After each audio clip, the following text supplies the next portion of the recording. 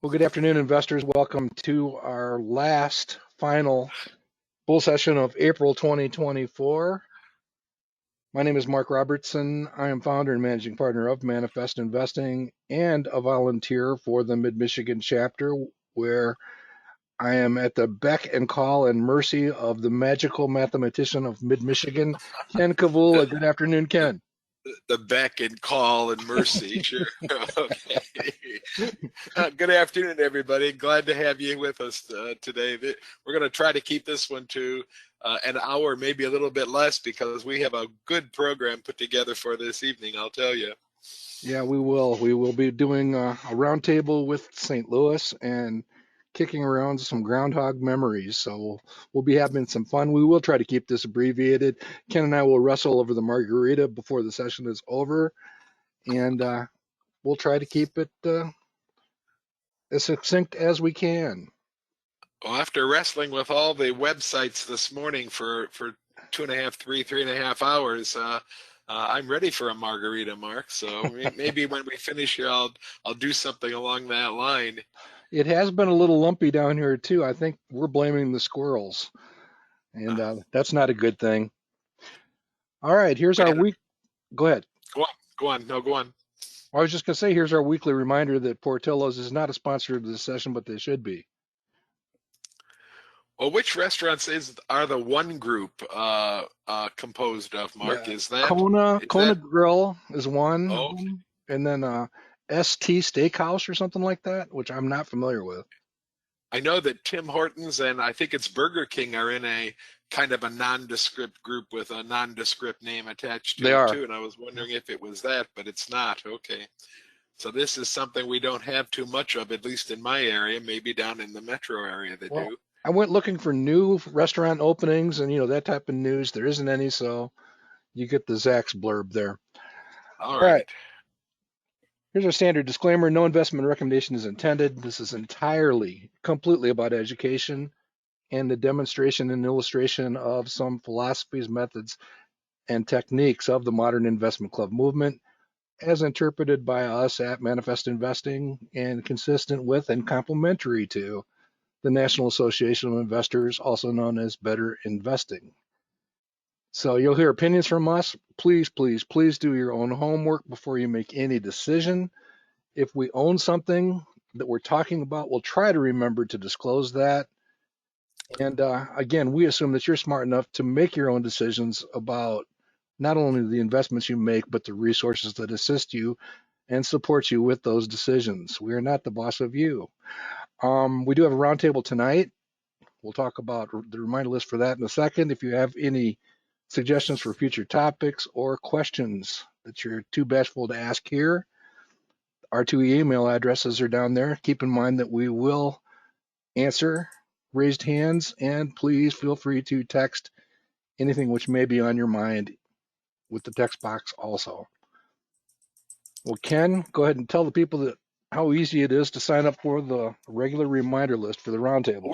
We're trying to make it just as easy, and a lot of you have taken us up on the offer. We're maintaining a very large guest list that we advertise our Mid-Michigan programs to. It's over 2,000 people now, so add your name to the list, and we'd be glad to send you a reminder once a month. That's all we use the list for, to remind people about the roundtable and any other educational programs that Mid-Michigan might be putting on the web. We, on a fairly regular basis, do other things besides the roundtable, and we get a lot of folks from outside of our area coming to those as well. This is pretty self-explanatory. Do as the slide says. If you don't want to jot it down right now, remember that we post all of our events right on the YouTube channel, the Manifest Investing Roundtable YouTube channel. And if you go to that channel and look at this particular presentation or any of the last 2 or 3 weeks presentations, you'll find this same slide where you have the ability to copy these things down at your leisure. Go to the blue URL and then follow the red directions, scroll all the way down the page, and then please, we're having some folks that have emailed me privately because they didn't have it work, and that's because they didn't actually hit the subscribe button. So make sure when you finish filling the form in, you hit the button, and that's how the computer knows that you're finished writing whatever it is you're writing in those Button is particular important. fields. It's important. All right. All right, I'll have to add creatures from Beauty and the Beast to be our guest. All right. All right, here's a quick look at the stock market as represented by the value line arithmetic average, which, by the way, is ticking right around 10,000 again. Doesn't get as much fanfare as any of the other major indices, but this is kind of our measure of all of the above investing in the stock market because it represents a blend of small, medium, and large companies.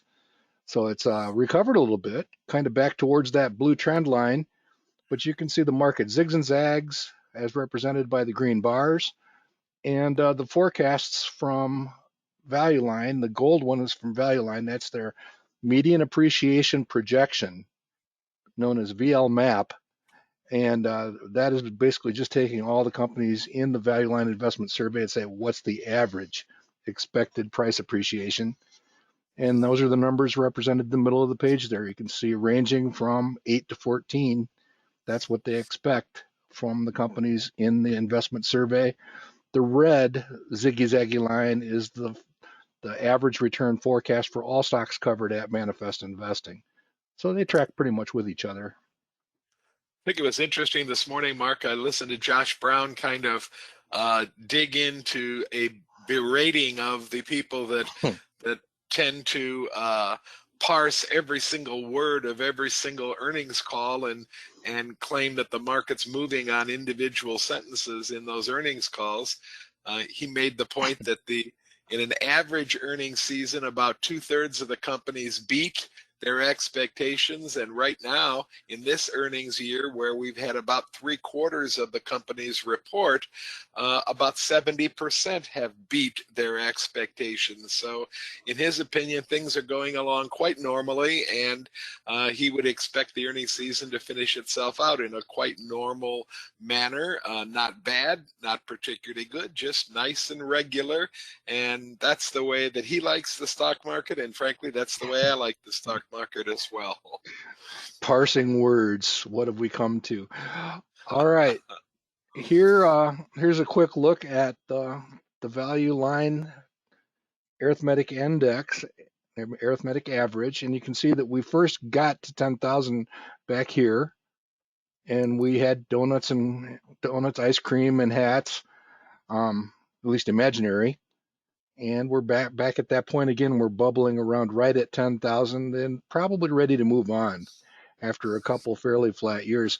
Really, when you take 2020, from 2020 on, it's been kind of a lag or a lull in the stock market. So there's some it's kind of interesting how step-like, at least since 2014, this index has kind of looked. We see a flat period and then zooms up for 2 or 3 years, then another flat period, then a big zoom, and then we're in a flat period, and we hope we're at the beginning of a zoom up again here. We'll have to wait and see, obviously, but this is not as even a line as a lot of the lines that we graph and watch happens to be.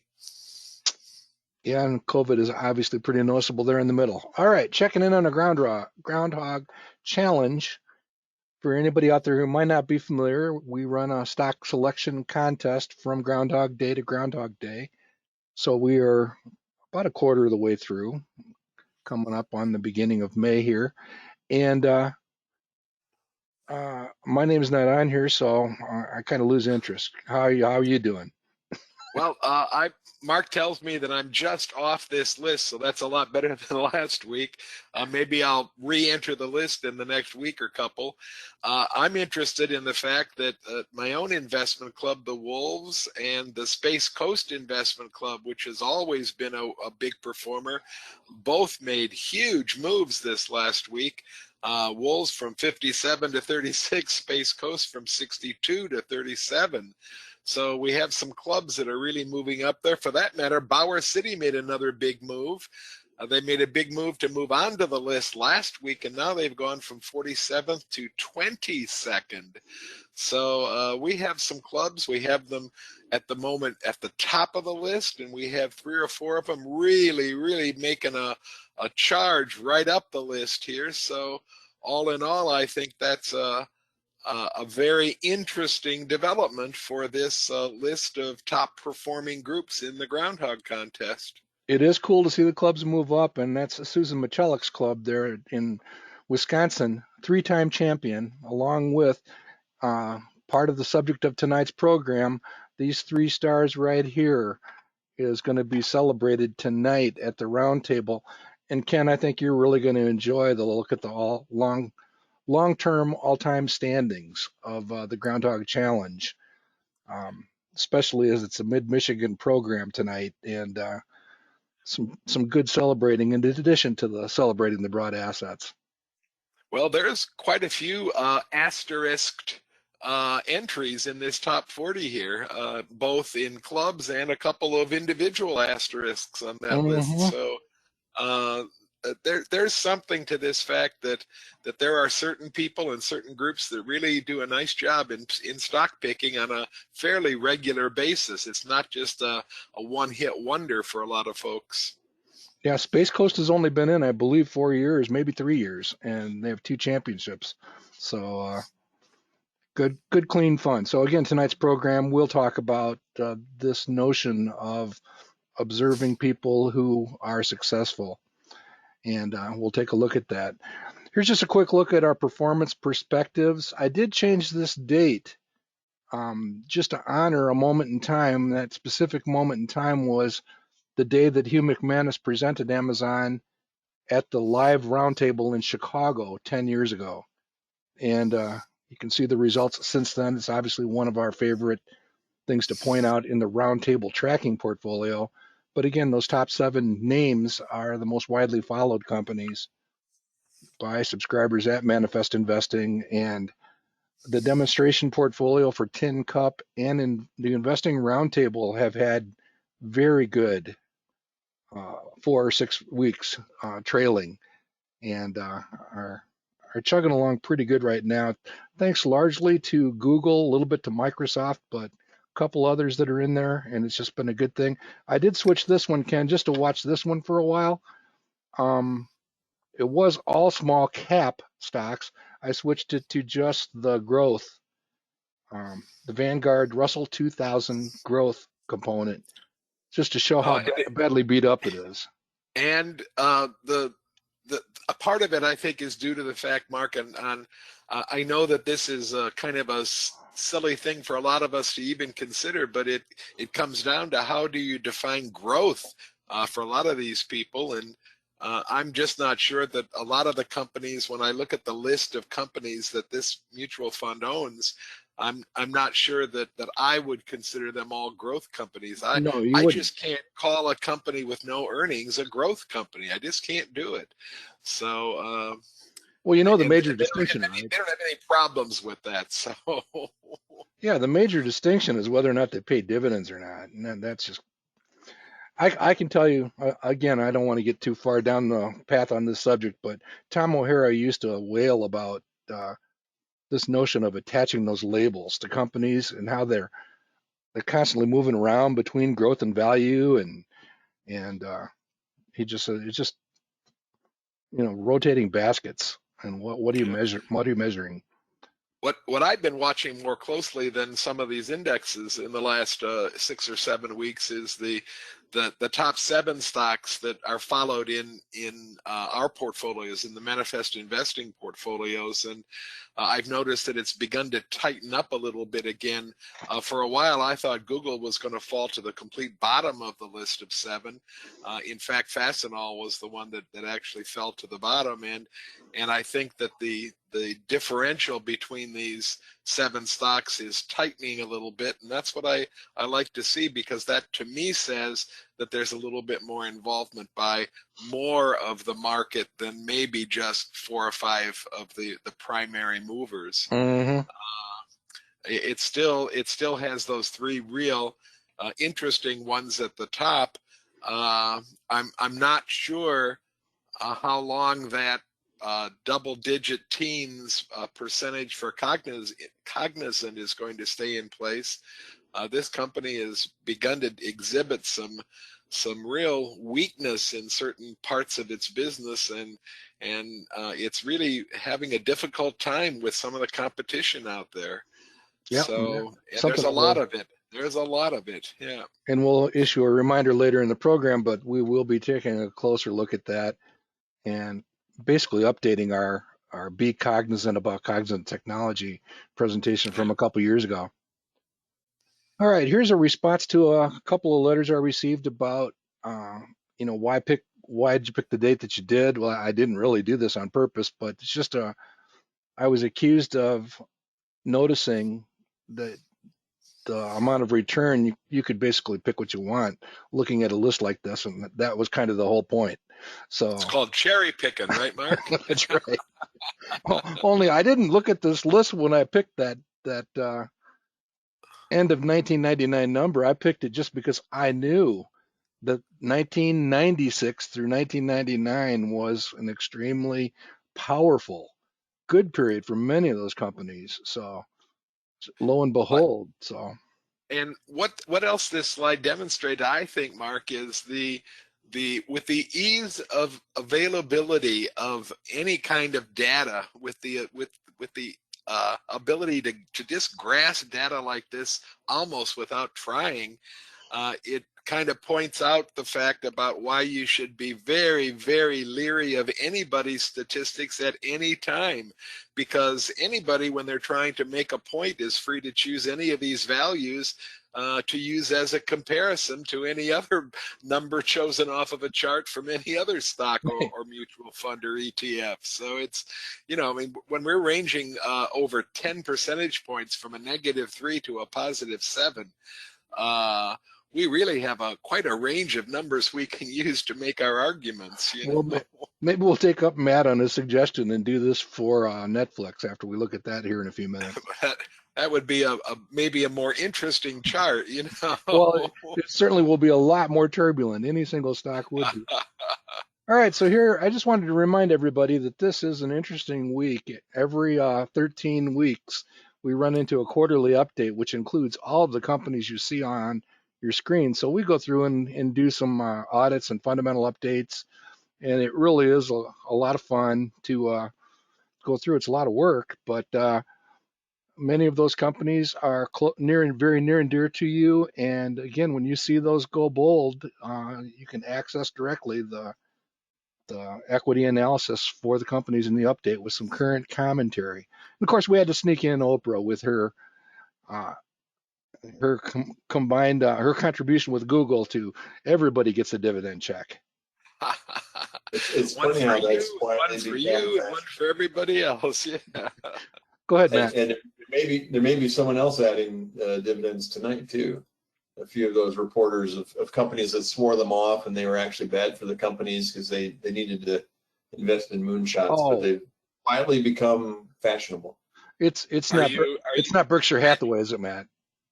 No. Well, I don't know. The rumor on TV today was Amazon was going to announce one. Did you? Is that what you're talking about, Matt? Yeah, still just a rumor. I don't know anything more than that. But yeah, Still just a rumor. Yeah.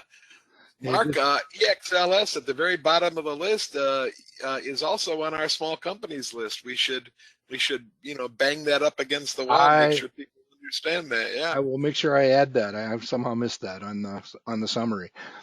Yeah, one of the other things that we do is we do watch the earnings reports. Now, I'm not a major fan. I'm certainly not addicted to, like they are on CNBC, of, as Ken was describing earlier, gleaning over every single word and translating it and probably translating into it whatever you want it to mean instead of what it meant. But here are the reports for this week, and there are a number of us that will be paying attention on Thursday, May 2nd.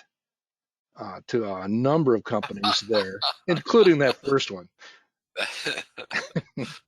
I'm going to be focusing on the third one because that's the one really dragging down my Groundhog portfolio right now. So I'm going to watch very closely when that one comes out. That's my stock for tonight, so you're doomed. Uh-oh. You're right. I won't even argue with you, Mark. You're right. Well, and then as another case in point, when Cy put Domino's Pizza on the list for us, everybody kind of shrugged a little bit and said, there's a lot of pizza companies out there. I think Domino's is up like 60% in just a few short months. We own Domino's kind of as an afterthought in the Wolves investment, and it's been our best performer in the last 6 months. I mean, it's just gone crazy, absolutely crazy. Just another reminder to just shrug and go along for the ride if it happens. All right. Real quickly, this is a newsletter which I had not looked at in quite some time. Used to correspond with Charles Carlson quite regularly at the Dow Theory Forecast. He is still involved with them a little bit, but they would often put out lists of fairly meaningful and good suggestions. And I just thought, and especially with our medium-sized company presentation from St. Louis a year ago, Ken, that maybe one of these more medium-sized companies might jump off the page, and you can see that they've got a couple there that they think look pretty good. So again, I look at sources of this type of ideas and information, and then we subject it to the same type of parade of opinions that we look at all the time. What you see here is, some definite dissension from Morningstar, for example. They don't think many of them are attractive at all, versus these guys, and I'm not surprised by this, by the way. The major institutions and the analysts actually like them, and look at these numbers at Value Line. Not much to write home about. I do like the sales numbers on the far right column, but there's really only a couple there that I would dig in much deeper at this point in time. I was kind of surprised. I mentioned before the broadcast started that I own Eagle Materials, EXP, and I bought it, golly, it must have been maybe 9 months or even a year ago when the whole building supplies industry seemed to be full of really good possibilities. I also bought James Hardie at the same time, and I remember buying them, Mark, when the background to the par number was golden. Which means they were actually above the sweet spot in the manifest investing site, and down to par now of still around 10 for a medium-sized company. I'm going to hold on to that baby. Nice high-quality stock, and if the other companies on this list have some of the same characteristics, I'm going to submit this list to a couple of tests here, because I'm especially looking for a couple things in the industrial sector right now. So maybe I'll come up with an industrial stock. Yeah. Good stuff. So I'm a little surprised by the results, but not too bad. All right, I thought I would just throw a couple of these are appetizer slides, part of presentations from the upcoming NAIC Better Investing National Convention in Chicago. And you guys have all seen this before. It's just a very quick reminder of how we do like to keep track of what funds have worked well over the last 10 years and look at those core characteristics of growth, quality, and return forecast. In this case, the projected annual return. And again, for me, it's just a tremendous reminder. Call it a very solid nudge that growth matters. And this column here averages about 13 or 14% on and off. It's extremely important as you do your portfolio. Quality goes without saying. Most of these funds are very high quality funds also, but again, it's a short list. I mean, when you think about, we're covering over 600 funds in this fashion, and only 12 of them beat the market by more than 5%. That's just a quick reminder that if you're anywhere near that, you're in rare air. You're in that 98th percentile and above if you get anywhere near that 5% number. So it's just good to We, remind. we showed a similar slide to this at our face-to-face meeting with the folks in southeastern Michigan a couple Saturdays ago. And what amazed me when I first glanced at this list, Mark, was how often the word technology can be found in this list of 20 stocks. Mm-hmm. It just points out the fact that tech has been red hot for a long time, and that's not a surprise to anybody, I don't think, but to notice the opportunities that were there in some of these funds and some of these ETFs that most of the time we kind of tend to disregard. To notice the pretty decent opportunity in some of these kind of opened my eyes a little bit. I'm still not sure I want to start investing in ETFs, but I'm kind of intrigued by the first half dozen or so on the list, maybe the first 8 or 10 even on the list. Absolutely. And it is interesting that this one sneaks in there too. Home construction has actually served several of us quite well here over the last couple of years. And the only drawback I can see to investing in a fund like this is you're removing the advantage of all real estate and residential construction is local. And Yep. and you're basically walking away from that a little bit. I don't know what the geographic concentration of that fund, unless you've actually studied it, Matt. No, I haven't. That might be something interesting to take a look at to see if there is any geographical concentration or focus in that particular fund also. Mark, number 16, is that EW stand for something that I'm not coming up with in my head? Or Yeah, equal weight. Equal weight. Equal weight. Okay, because I'm kind of surprised by the slow growth in a technology stock like that. But if this is equal weight, well, that still doesn't explain to me why the growth is as low as it is. It still doesn't. They have a slightly different mix, and when you contrast that to these guys up here. By the way, Fidelity should use this as a marketing chart. If you're on here and you work for Fidelity, you owe me a royalty. Look at the Fidelities on here. 6 out of the top 12. 6 out of the 12 performers. Yeah. Between that and the Morgan Stanley stuff that creeps in here every once in a while, good clean fun. But the Fidelity Select technology, where they are not limited to equal weighting, yet they have a 13% growth rate. Might be interesting to take a look at the two of them side by side also. The only drawback of those 6 Fidelity funds is that they are funds. They're mutual funds, and they present their own unique set of problems that you have to deal with. Yeah. If I'm investing my own money and I had to have one of these, I would definitely be drawn to that Fidelity Blue Chip Growth, and they do have an ETF alternative. So good, clean fun. All right, here's another slide. Basically, this is in the went to sell presentation, and we're just making the point about the notion of a challenge to make the portfolio better at all times. This is sorted from highest return forecast to lowest. And looking at this portfolio, it's a real portfolio belonging to a famous person. I look at this and I just, based on what I'm seeing here, I want more growth. Based on our general awareness of the universe, I want more quality and I want more par. Other than that, I guess the one thing that's missing from this chart that I would want to have before I even started to make any conclusions was, is the fund relatively equally distributed? Is the list basically the same piece of the pie for the whole list, or are there a couple of stocks dominating the portfolio? That's the one piece of information that I think is missing when we look at just growth and quality and par.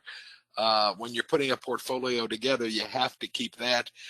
I think it's not the first characteristic to consider, but it's definitely one of the top 3 or 4 that you need to consider as you're trying to manage that portfolio. Absolutely, and they are relatively equally weighted with some dispersion, that type of thing. But I always find this one interesting. I can't figure out the analysis of that company. It's popular amongst many rhinos, and maybe it's a turnaround play that I don't understand yet, but all's well and good. So again, the matter of making this portfolio better, and all of those need to be upped. I'm with Ken. I want to know how much the percentage is. Weighted averages matter. I would be raking these over the coals, looking for improvements in all of those categories for the overall fund. All right. Let's talk a little bit about tonight's roundtable. I just threw this one in here just to give everybody an update. We are back to 16.6 for rate of return since inception. That's July 2010. So that's a very happy story. Part of this exercise was to take a look at, is the selling, and we don't do regimented, I think that's a decent word, regimented selling at the roundtable, but we have done a considerable amount of it, following most of, if not all of the principles that we've learned over the years. Sometimes we do get somewhat emotionally attached to some of the companies in the portfolio. I would plead guilty to that. Yeah, I think it's fair to say, Mark, that we are very reluctant to sell even when one of our own guidelines says we should.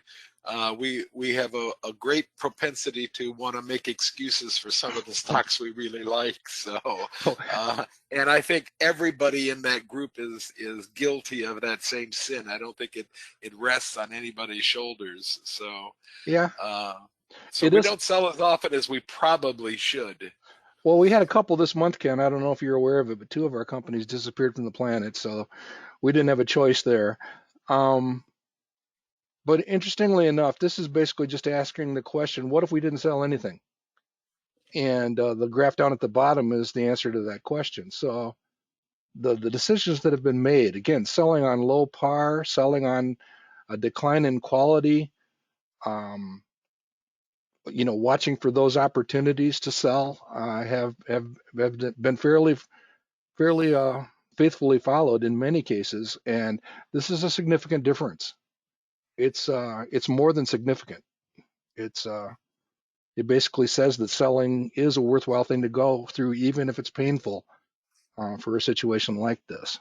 I think that's the prime directive or the prime idea to take away from this slide, not so much what the numbers are, but the fact that the numbers are spaced by enough of a percentage gain that it really should be something you consider doing, and not on a regular basis, but a prudent selling when it makes sense to do so is what I think you need to be doing.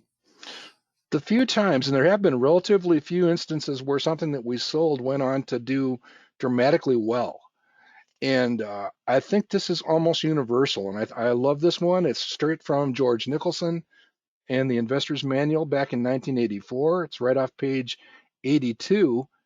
And I think this is the exemption we need when we're being stubborn about our holdings, Ken. Absolutely. And the last it gives you a decent reason. Yeah, the last piece after the 3 periods is really cogent, Mark. That's really just hitting you right in the gut. So yeah, everybody should read it 3 times and then internalize it. So during the session that I'll be delivering in Chicago, we'll spend quite a bit of time on this one. And then here's our update of this slide. It's one of our favorite slides. Again, just pointing out that we have now made nearly 800 decisions. The rate of return is 16.6. We stack up the losing selections. Now, those are either closed out positions with less than $1,000 balance in total assets when we close them out, or current positions where the unrealized loss is in the red ink. When you add that all together, you get that $76,000, $534 number. And then we just love to point out that from Microsoft alone, the single is our largest holding, but the 5-time selection of Microsoft has generated nearly $100,000 in gains. It more than offsets the losses from all 259 positions. And that's just it's a powerful slide. People should be using this one in their investment club meetings out there. And we're making money on more than just Microsoft, so that's what gives you the 16.6. Yeah, that's right. All right. So then here's one. We talked about this one briefly last week. Matt used his shockwave example that he'd ridden a couple of waves on. Um, this is Netflix. Going back to the first recommendations in the Motley Fool Stock Advisor by David Gardner. And I find this just, I'm not sure I could do this, Ken. Um, a number of buys and then holding through this. That's a drop from 700 to less than 200. That's a lot. And You could do it if you bought in 2014, whenever the second to the right dot is. I think you wouldn't have a problem at all. If you had the rightmost dot, that would be a little hard to stomach. this one right here, yeah, Yeah. yeah.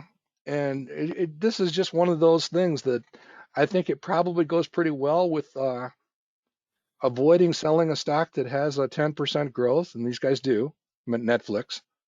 Because look where it's back to in a relatively short amount of time. But man, oh man, you got to have some steely resolve to get there.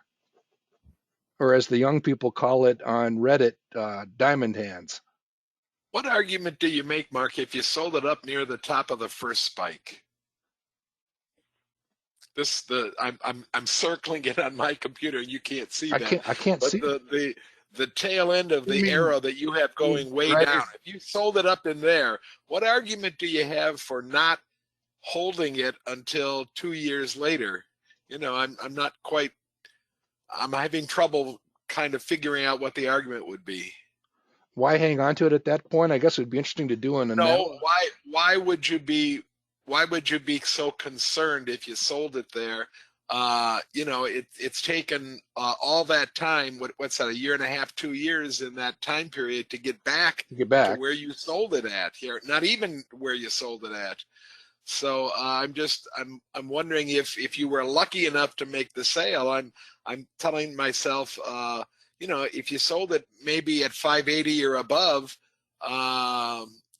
maybe you just don't look back.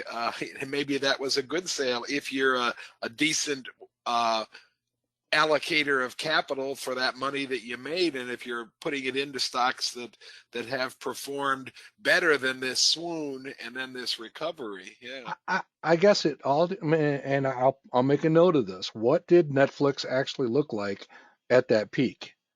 Is kind of the question. And I don't know. I have one of these, Ken, and I think you know who I'm talking about. yeah. We sold Facebook. You could change the Netflix to Facebook. We bought Facebook only because my wife insisted at the IPO, and we wrote it up to 350, so $40 up to 350, and we did sell it up at basically at this very same situation right here. The problem is, Ken, if we intended to go back, we haven't gone back. And if Facebook is basically back almost where it was. I think this stock is a pretty decent illustration of the fact that, in my experience at least, an awful lot of people that are investing the way we invest, and especially those folks in investment clubs, they would not be selling at this peak that I'm pointing to. I think the club would start to get antsy about halfway down the slide, and maybe wouldn't finally be able to pull the trigger until somewhere near that bottom. And then you have a lot to live and regret as the stock moves in the other direction.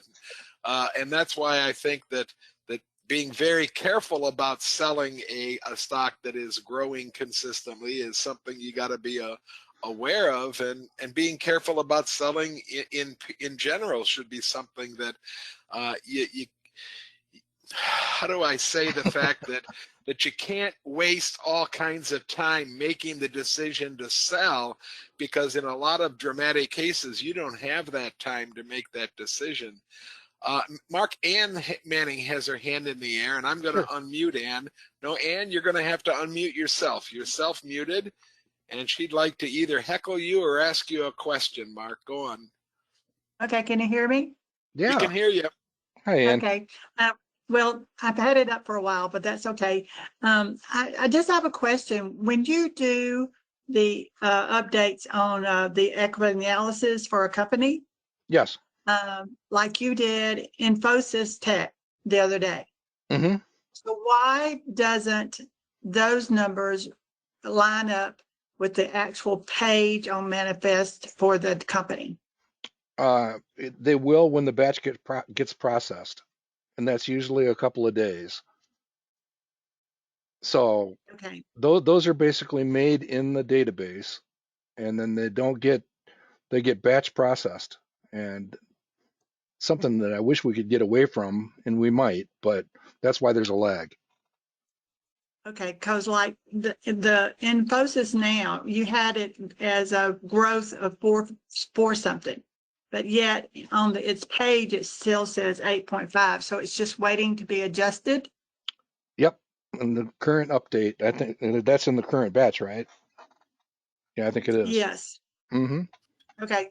Okay, Yep. that was my question. Thanks a bunch. You bet. Mark, Nick is first of all saying thank you to Ann, and then he's found it very frustrating as well, especially with stocks like Nvidia. And Nick, I'm not quite sure what SCMI stands for, but Super microcomputer. super microcomputer, of course. Okay, I'm Well, gonna mute Ann because I'm getting feedback from her. There we go.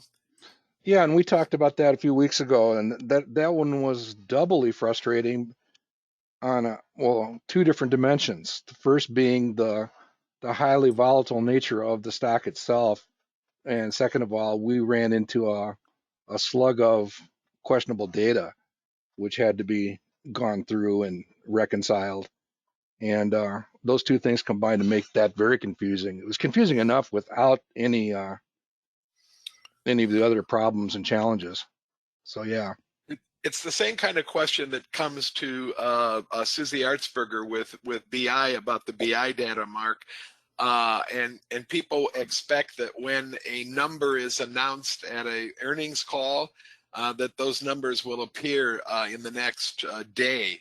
You know, they expect an immediate turnaround, but Morningstar has to analyze those numbers, and then Morningstar has to process the data, and Right, even right. with computers and everything, there's still human beings involved in that whole thing, and usually if an earnings call is on a Monday or Tuesday, it's going to take until the next Monday or Tuesday to get that data to a place where it's updated in the actual data set. And if it appears on a Friday or Saturday, it might be an entire calendar week before you end up with that new data ending up in the data set. So a little bit of patience sometimes. Yeah. Computers are wonderful things, but they're not magic yet. I mean, it wasn't that long ago that those numbers wouldn't move until you got your next CD in the mail. And maybe that was somewhat of a blessing. Are we reminiscing about discs that came quarterly? A little bit. And then the other thing you hit on it, and that was one of the root causes. I can't exactly pinpoint it, but it looked like Morningstar and Y Charts actually flip-flopped their gap and non-gap numbers on a number of companies, and I couldn't find any rhyme or reason to it. And that was unwelcome. We'll put it that way. to this guy who sits up at midnight trying to figure out what the hell's going on. All right. So pressing on here. Here is our Buttonwood portfolio. We won't do any transactions today in interest of the roundtable tonight. But hey, if any of those companies are red hot and the audience loves it, maybe we bring it back here next week, Ken. But we will have some money to continue to redeploy. I did want to point out with the audience, give a little ovation to my micro cap from a couple weeks ago, which is behaving quite well. I'm getting Mark, just repeat what an average value initial purchase was so that people can have some perspective on that value column. It's down around $145, $150 No, as an average person. 162.50. 162. Okay. 162. So Excel service is holding its own, and everything above that is made money since we bought it, and everything below that is losing a little bit of money. Okay. And that's just simply the original 2,000 divided by 16. That's our target number of companies for the portfolio. So I'd like to see us get some ideas from our audience in some slightly higher par values. I think we've done a pretty good job now of balancing size and balancing. We don't work real hard to balance sectors or anything, but I think we have a pretty decent balance in size of companies here. So I'd like to see us try to boost our par from the 11% that it is right now. And of course, that number is being dragged down by that amount of cash that's in the portfolio at the moment. So it's actually, if you're just doing the par for the stocks in the portfolio, it's probably higher. And as we buy a couple more stocks with higher par, that number will just naturally go up. But I'd like to see us get a couple of sweet spot idea stocks into this portfolio to really give it a little bit of a push. At the same time, keeping our focus on that growth column. I'd love to see that growth column move somewhere to 13.5, 14%. yeah, I'm hoping for 14, and I'm hoping to see 15 or 16 over here on the par when we get there. Absolutely, absolutely. All right. Here's a reminder that we do archive all of these sessions on YouTube. If you go to Manifest Investing, if you have trouble finding it, send me a note. But if you subscribe, we will update you whenever new content is added. We do put the round tables, the educational sessions that you can see there, and the bull sessions. And here's just our nudge and reminder that we are going to be going into the consulting industry. I do think it'll be interesting. And to Ann's question about Infosys, I think as we go through that entire industry, it's first of all, it'll be a cleanup on aisle 7 job. Some of those numbers are still a little bit messed up, so we will be figuring that out and reconciling it with the current issue 13 update with all those companies that you saw. So, and here is just a quick look at those 4 industries: consulting, services, engineering and constructions, IT services, and software application. There's a lot of overlap here, but we're out there basically looking for companies that are comparable to or can be compared to Accenture, Infosys Tech, and Cognizant. So this is just kind of a stars list, and it's sorted by the highest quality in the industry. Some of that will float around a little bit because a lot of these are issue 13 companies. Mark, before we sign off, I want to give Matt a tip of the hat. Matt, I don't want to steal your thunder, so I'm going to let you mention the company and the ticker if you wish. But I've begun to take a look at the company that you have been so interested in the last 6 or 8 months, the automotive company. And I'm really quite impressed with the fact that they might be really just poised to move into profitability, and it won't be a small piece of profit. It should be a pretty decent piece of profit. So if reading their investor presentation is giving me enough of the flavor of what might be going on, I think that should be a company that we should be doing some discussion on. You're saying Luminar? That's the one I'm talking about. Yeah. No. I've been interested in Luminar for 3 years, but yeah, they've been. Oh, I know how long you've been interested in it, but I've only been kind of looking at it in the last 6 or 8 weeks since. Well, and I got heavy duty when you said you were going to the meeting about it. Yeah.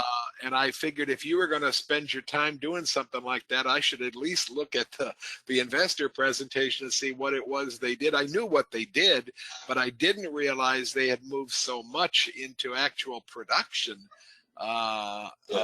which is kind of exciting as far as I'm concerned. Yeah, big time. I mean, so full disclosure, I do own Luminar. I own it since the IPO. It is not.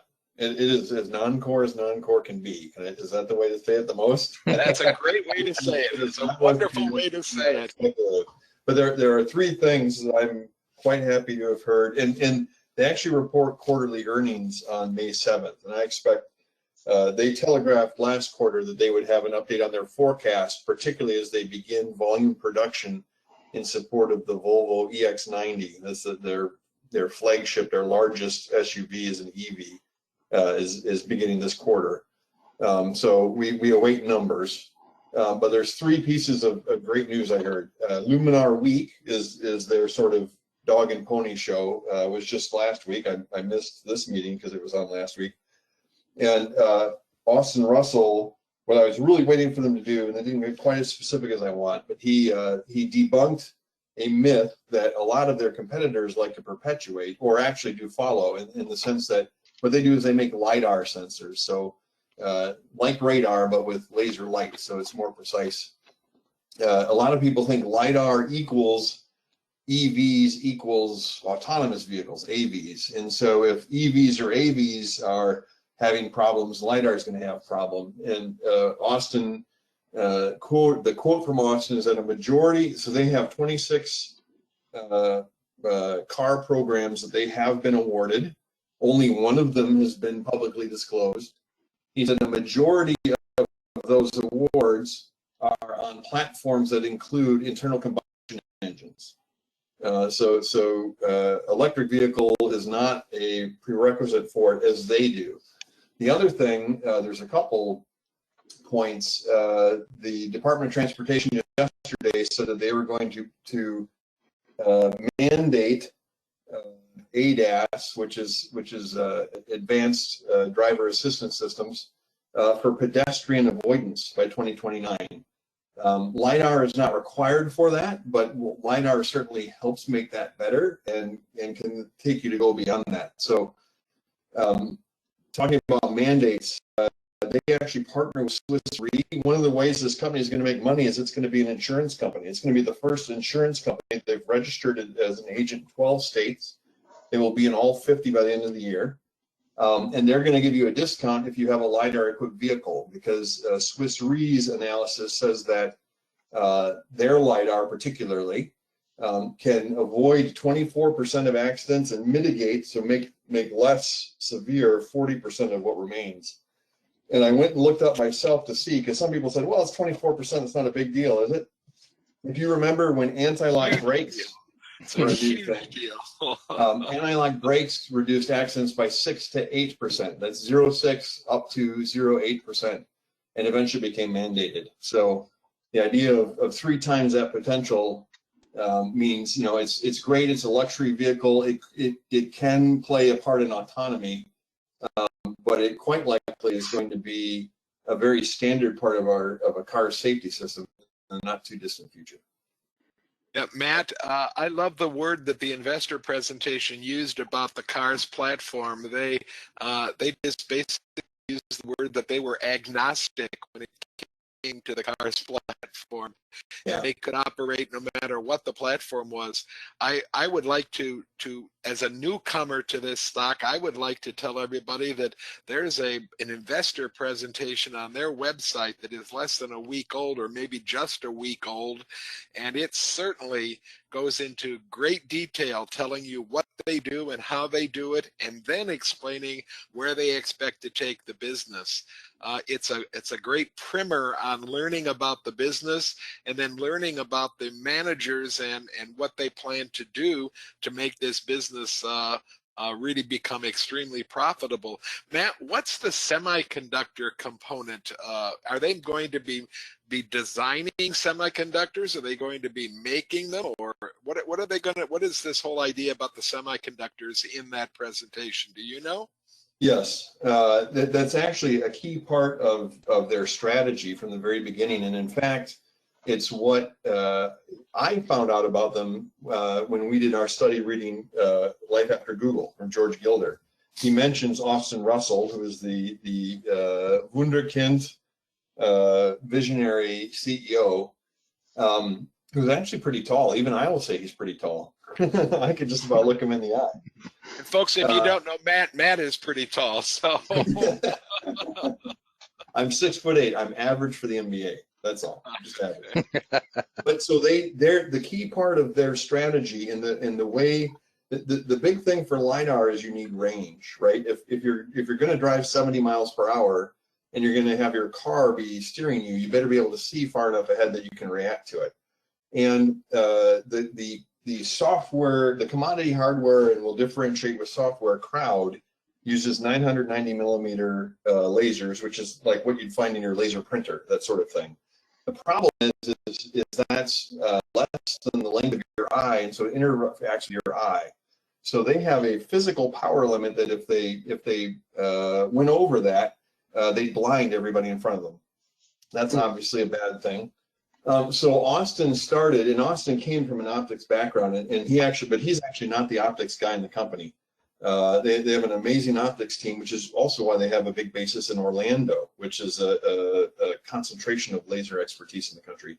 They use 1550 nanometers, and that uses, the problem with that is you can't do it on silicon. You can't do it on a commodity hardware. You have to use indium gallium arsenide. That's the detector. I forget what the options are. Anyway, very expensive exotic materials have to be done. What they did through their part of building this company is they bought not only the design shops for this, but also fabs for this. So they have miniaturized and figured out how to mate this exotic material to minimize that extra cost and put it on so the rest of their chips are silicon. So they have a mating technology. And that has a lot of people interested in, for example, aviation, military, other places that would like long range detection, but of course don't want to blind people everywhere or set people off. So they do have a lot of interest in LiDAR uses and other laser uses that they're not looking to do the full product on, that may help them then scale their silicon and make it even cheaper. And that's one of the hardware breakthroughs that George sort of criticized the software only guys on being blind to. No pun intended. Here's that presentation, Mark, right in the middle of the screen there, that Luminar Day 2024 presentation. And it's quite well done. It really is. So it's easily understandable. Did you make it on there, Matt? You can see how important it is if you look at Mercedes-Benz level 3. So the only level 3 system in service in the US, not even full self-drive, is called Drive Pilot. Drive Pilot is only allowed on highways, but it's only allowed under 40 miles per hour, which seems kind of an oxymoron. It's basically only in traffic. One of the reasons that they're only allowed to go that fast is because of the range of their sensors. So Mercedes-Benz has announced partnerships, but not announced specific programs for mid-decade, which we're at the cusp of right now. And you can easily see Mercedes' interest in Luminar LiDAR and range, because they would like to be able to take their system and be able to drive at highway speed. It's the only one that can do it right now. Well, I'll tell you, I find it interesting. It's not pre-revenue. It is pre-earnings, but it's not pre-revenue. The revenue, as Ken has already suggested, has started. Here's the estimates for the next couple of years. They're projecting profitability within 2 years. And then if you go back, this is a SPAC, and that's a dirty word, but if you go back even to their S4 when they were a SPAC, that's the same time frame they promised back then. They are essentially on target for what they promised way back when nobody else has been. And of course, there have been twists and turns. It hasn't been, a slam dunk to do it. But they've basically been on track and stuck to their knitting all the way through this. I'm sorry, go on. I was just going to ask, Tesla's news in China yesterday morning, how does that impact them, if any? They do. So Luminar does have Chinese customers, and they are building a second plant in Asia for that market to sell things. I don't think there's anything directly involved. I think it's good that there is a path to have that kind of a system. One of the concessions that Tesla had to do, right? Not really a concession, but the way to make it fit, is they actually are using Baidu's mapping data. I saw that. So they needed Chinese control of the data, not to have a bunch of data outside the country to work. There's also, I'll say, I don't know that it's an attribute of full self-drive, but I've seen people say that the automated driving can be turned off from a central command by the government if needed. I don't know if that's sort of their way of instituting a recall or what. There's some kind of a kill switch too. So there are a few things that were done to do it, but I'd say it's good news that it's allowed at some level. just to get experience going in, as opposed to just simply claims or in the lab tests. I didn't mean to spill over this much into our after hours time here, but I certainly think it's a great idea for our audience to take a look at. And again, I'm just recommending you take a look at that investor presentation if you have any interest at all. Matt's been the resident expert on this company for a long time, and he's been plugging away at it. But Mark, I'm going to strike fear into your heart by saying I'm much more interested in this stock than I am in Ardelyx. So, Oh, them's fighting words. I know. No, I'm with you, Ken. I mean, I happen to live with a person who's very closely involved with this stuff. So, good stuff. All right, so we actually don't meet until after Cinco de Mayo, so I wanted to wish everybody a happy Cinco de Mayo. Think of me unraveling some of this data as we proceed here with the issue 13 update, and I promise you everything will be back to normal here shortly. But other than that, Ken, any other thoughts? No other thoughts. Good afternoon, everybody. Thanks for being with us, and we'll see you again next Tuesday. And tonight's roundtable should be a lot of fun. Thanks, everybody.